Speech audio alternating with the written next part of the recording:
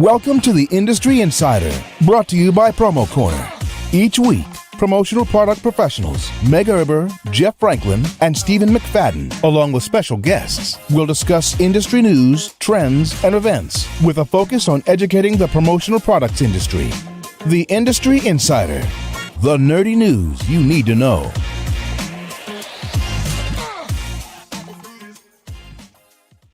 Welcome back to yet another exciting episode of the Industry Insider, your promotional products podcast where you can get all the nerdy news you need to know about. My name is Jeff Franklin. I'm the National Accounts Manager with Headwear USA, and I'm joined today by my other two co-hosts.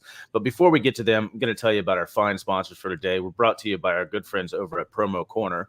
Promo Corner provides digital marketing solutions for suppliers and distributors. Their services include email broadcasting, banner ads, sponsorship opportunities, content, and more content. Very much like what you're watching now, blogs, vlogs, and podcasts, video services, and Promo Show, a platform for private virtual events.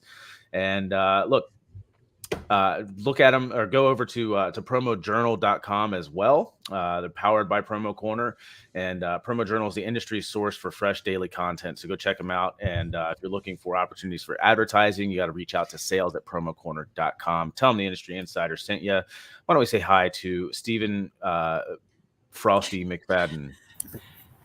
I feel like I'm a weather news reporter. You're like, we're reporting live from the windy city of Greenville, North Carolina, where it's currently 40 degrees with a wind chill of 36. Yes, the wind there looks very much like Chicago. It was super windy here yesterday. Oh my gosh. The pilot and our heater went out last night. Here, though. Yeah. So how are you doing other than being frigid? I'm doing well. Actually, I'm on campus at East Carolina, second day of teaching. So I did my classes on Monday, and I'm doing them again today. So I'm excited to be here. So we're good. That's Teach cool. those And that's kids. like the whole. Are you doing the Shark Tank thing again? Yeah, today is the Shark Tank presentation, so they all get to walk in with the music and the icons and the video that I have prepared. So it'll be cool. We've got, I think, 5 presentations in the first and 6 in the second. So we'll see. I have high hopes. I think they're going to do better than the last year. So we'll see. Maybe that's because I did a better job presenting. So we'll see. Very cool. And Meg Erber, how are you? I'm doing pretty good. I was in Maine over the weekend, just looking at a house. Tell us about it. Tell us about your trip home. I got really car sick. You might see pieces of my bagel all along 95.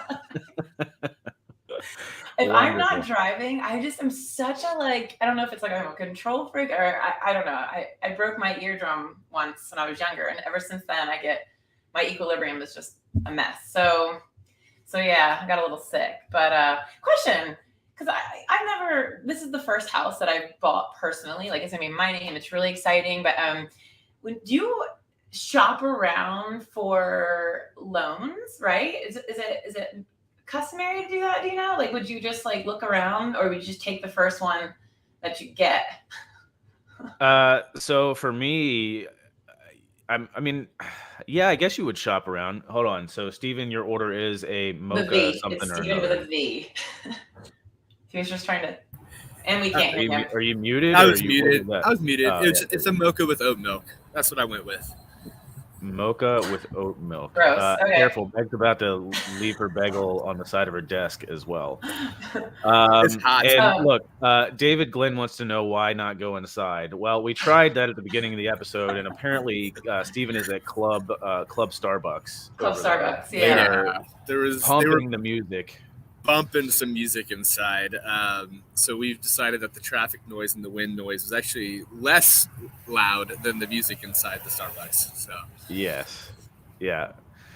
So Meg, to go back to your question, when we bought our house, we did, I don't know. So we kind of referred or deferred to our realtor. They gave us a couple people to look at. And based on your credit report at that point in time, the federal rate was really low anyways, and it wasn't going to go much lower than that. Okay. Well, you guys know that the interest rates are just ridiculous right now. So obviously you have to shop around. It's about to go up again, so go ahead and get it done. I did get it locked in, but the thing is that I hope this guy's not watching, but kind of F you if he is. So he gave me this rate, and it was like, all right, I see what it is. And I was asking for questions, and I wasn't really getting the answers that I wanted. I feel really bad, Joe, if you're watching, but kind of not. So I asked my friend Amber, my very good friend Amber, and I was like, hey, is this right? She's like, oh, you don't know I do loans in Maine?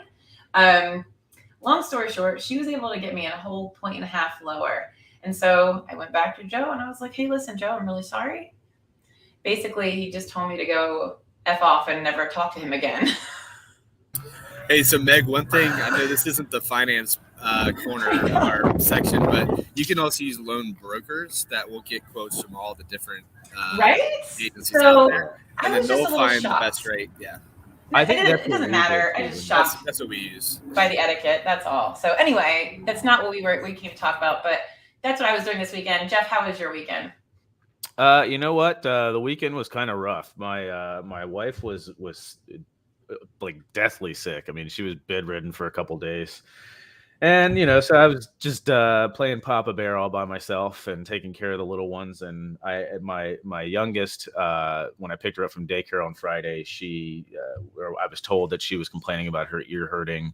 And her older sister had just gotten over strep throat and a double ear infection. So we kind of had an inkling of what it was. So we took her to the pediatrician on Friday.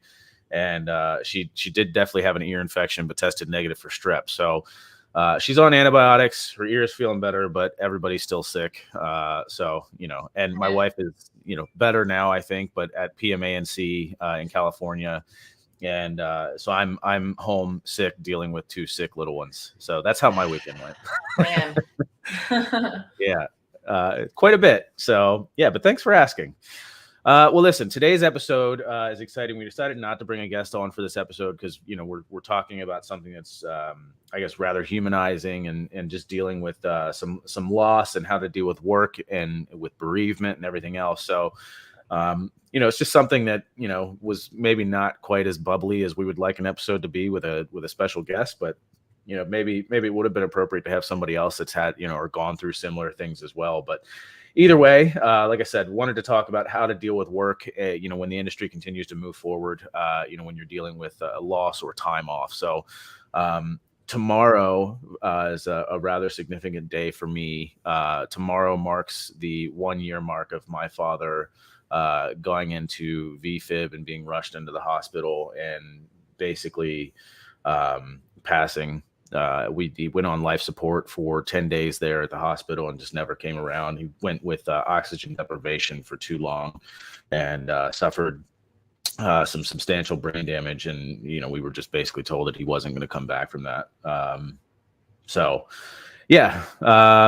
wanted to sort of pay tribute to my dad. And Meg, I know you've gone through in the month of March quite a significant amount of loss as well. And so we just thought it might be an interesting time of the year to sort of discuss it. And we live in a post-pandemic world where mental health and things are just super different now. And so, we also want to provide sort of some light to people that may be going through loss and, just hopefully, there are resources out there, and we've got some stuff that I'll post up here in the bottom ticker or something in a bit. But there are resources if you're going through any loss. Don't feel like you're alone or going through it alone. There are other people here to help as well. So, Meg, do you want to shed light on any of the stories that you've sort of gone through, or? Yeah, I will. And I think I've been very lucky to have a family here with me and very supportive coworkers and. But it was an ISS show. That's me and my papa. Oh, I'll have to show a picture of my brother later. But this is from his funeral. So yeah. So my brother, it's different not different from losing a parent. Obviously, I can't imagine. But when you lose a sibling, man, it's so different. Because you think about when you were younger and you guys grew up together and all the memories that you had. Well, I didn't really have that with my older brother. He was so much older than me. And man, I'm trying not to cry already. So right before he passed away. He came to stay with me for a couple weeks. Those of you who knew him, he was everybody's friend, shirt off your back kind of guy, but he was also an alcoholic. And so he came to stay with me for about 2 weeks the summer before he passed away. He had gone to a rehab facility and then left again. And my dad and his mother had sent them out to Colorado as a last, hey, last time he was happy, he was there. So he went out to Colorado, out to Crested Butte, and I was at an ISS show in March of 2018, and we had just finished up a VIP event. I was one of the last people to leave, and pulled my pocketbook out of my phone, and I saw that I had about, 57 text messages. And I was like scrambling to see what had happened because I have kids. The first thing you think of is something that's going to happen to your kids, and that's something I would never recover from. And I don't want anyone to try to help me. Just let me go, because, sorry, I didn't mean to go down that way. Anyway, I saw that my brother passed, and I was just in shock. And I went back to the hotel. My coworker, Michael Cohen, God, I needed him there when he was there. And he was there with me in the Uber and went back to the hotel with me. And I was like, I don't know what's going on. I just can't. I couldn't even think straight. Went up to my hotel room. He waited downstairs. Like, he knew that I was going to come back downstairs and leave. And he waited for me. He got my luggage out to my car, and I went home. And then we had to fly out to Colorado to bring him home. And that was really hard, having to do that with my dad and go out there. And but I was so grateful that I had those 2 weeks with him the summer before, because I didn't have that growing up. And he got to spend time with my kids and my family, and I got to see the brother that I never really had, and we really got to bond. So I had a lot of guilt after he passed, like so much guilt. And for what? It wasn't my fault. He was an adult. He's a grown man, right? But the guilt came from, like, I'm an adult. I should have done more. And I remember I had this memory once, like right after he passed away, and I was in ShopRite. And sorry, because he used to like to drink those like cold, stupid Frappuccino drinks, and he didn't have any money once, and he was like, "Oh, I wanted them," and I was like, "We don't need that. Like, why didn't I just spend the stupid $8 on the Frappuccino?" Like, and I remember I was in ShopRite, and I just lost it. I was like, "This is so," I'm crying over a frozen drink. So was it a mocha with oat milk by any chance? Oh, I mean, it's probably why I'm gagging now. I don't know what it was, but it was like a Frappuccino, one of those frozen ones. But I had a lot of guilt for a while. And you guys always hear me talking about this book, Signs by Laura Lynn Jackson. And I think it came into my life right when I needed it.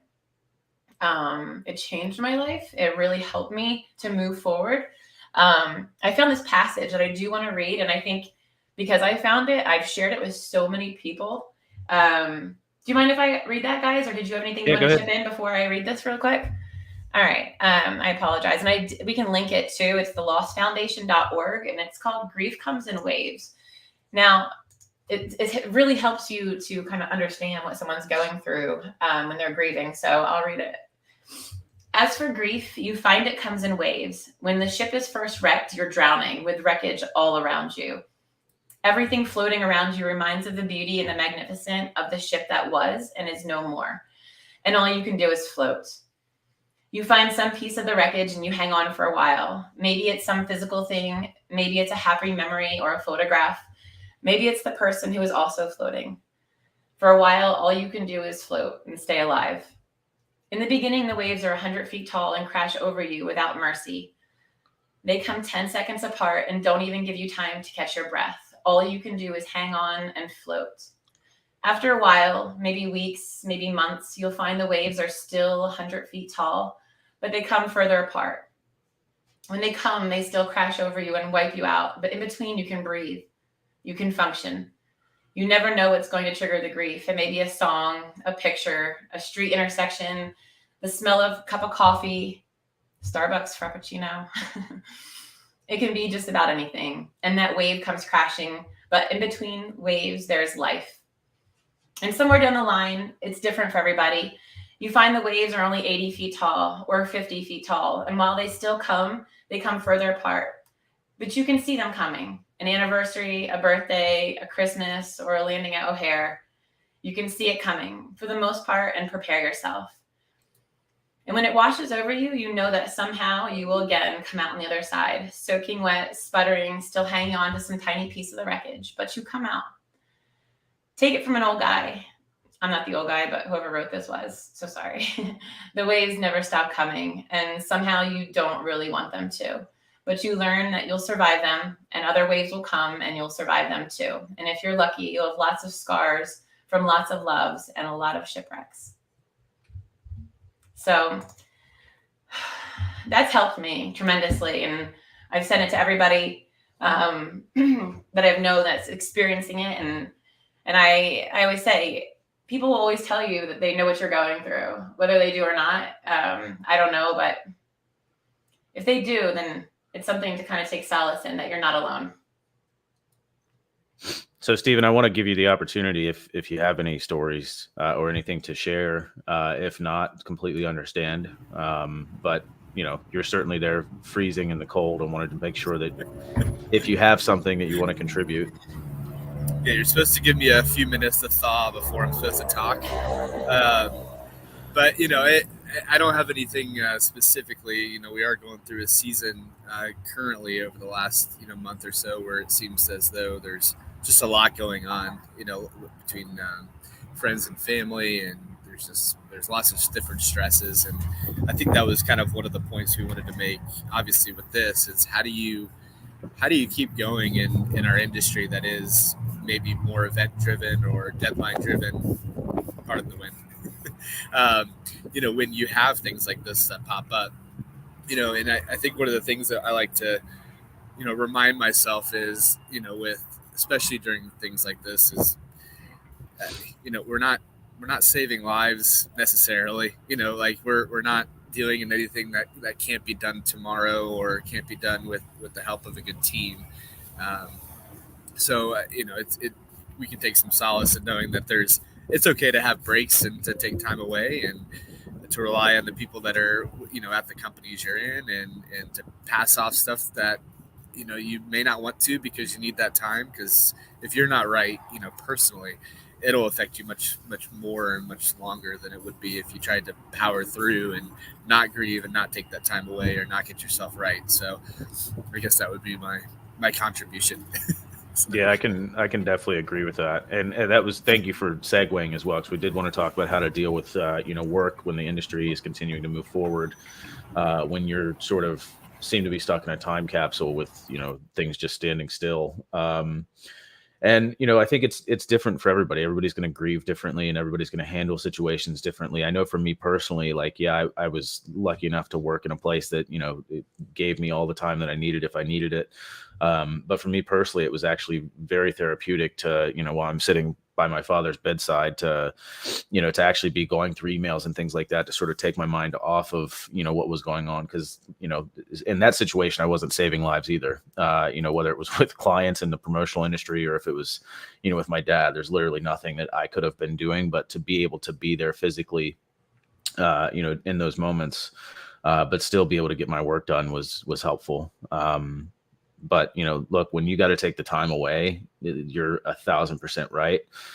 You've got to take that time away, and you need to be able to deal and to cope and to be able to move on and make sure that you are right within yourself, like you said, because if you're not right yourself, then your work's going to suffer, and you're going to end up losing clients anyways that way. So I think it's better to take a little bit of time. And if you lose a client or two in that time because of going through something like that, then that's probably not the type of client you'd want anyways. Right. And I think one thing that the last few years did for our industry and the world really was it did humanize people. We've talked about this a lot, where we've been in more of our customers' homes and met more of their dogs and children and families than we ever had, prior to this. That personal business relationship gap has, the barrier has been smashed. So I think that the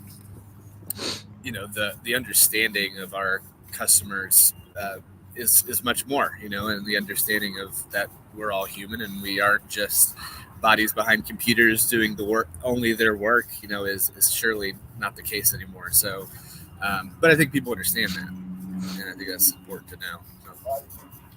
I mean, this is another reason why, again, I advocate for the community within our industry, whether it's your regional community or a national community, whatever it might be. But, I think just having, work friends and relationships with folks, even within the industry, it really helps out with that sort of stuff as well. If you're going through some loss and you've got the opportunity to, because I mean, if you're just, sitting around doing nothing, it can really dwell on you, I'm sure.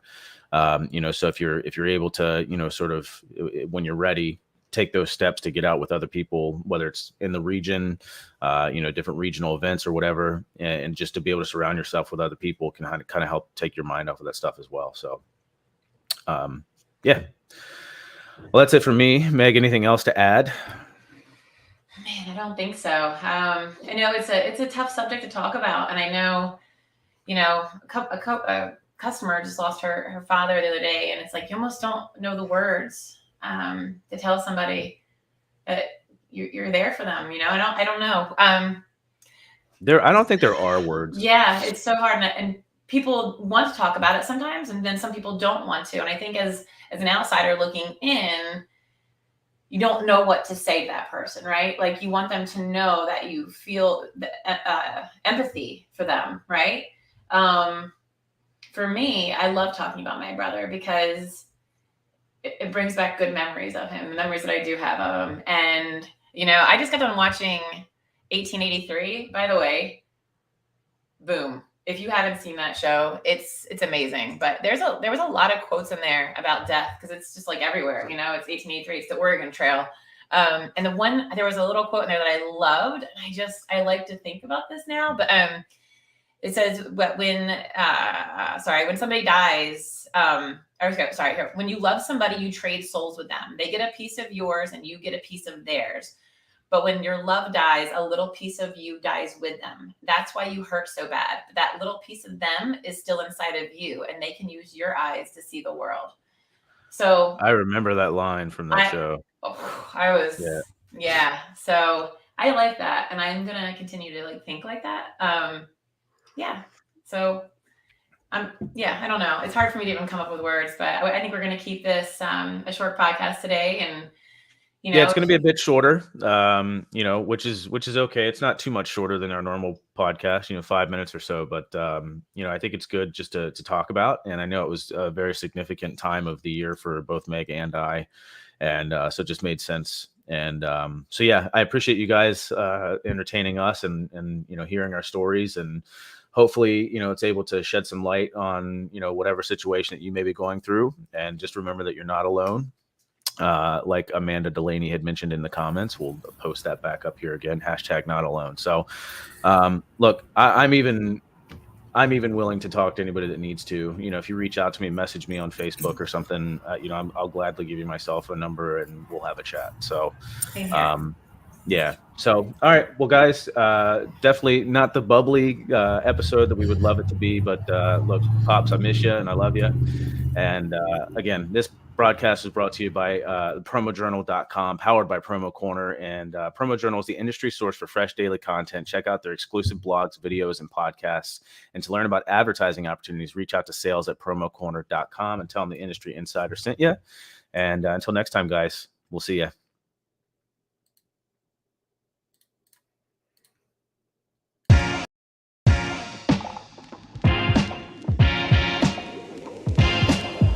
Thank you for listening to this week's episode of Promo Corner's Industry Insider.